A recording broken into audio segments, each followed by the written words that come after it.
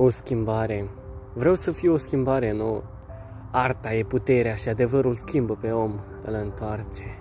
Din puținul meu vă împărtășesc și vouă poveștile frumoase în ochii sufletului blând toarce. Vreau să demonstrez că și tu poți. Adu poveștile tale în mâna mea.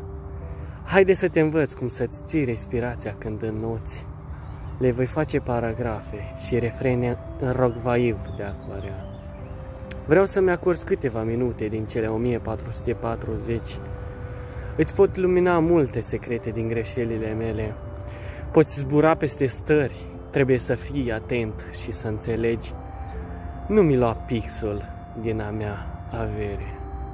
Cât trăiești, viața te leagă de orice ață. Vrei să nu te arunci cu capul în nori și să regreți ca mine? Faptele tale îți vor deveni o povață.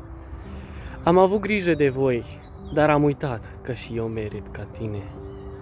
Vreau să nu-mi rănești versurile, numai eu sunt cel care vrea o schimbare. Nu-mi ignora, nu-mi ucide cu sânge rece strofele. Pregătesc un tranșeu pentru zilele seci și amare. Care e visul meu?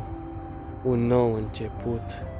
Plumbul atârnă de fileu, un timp curios. Oare ce-am pierdut? Un misterios trandafir te mușcă din priviri cu colții. O petală de safir, frumusețea lui te provoacă să te apropii.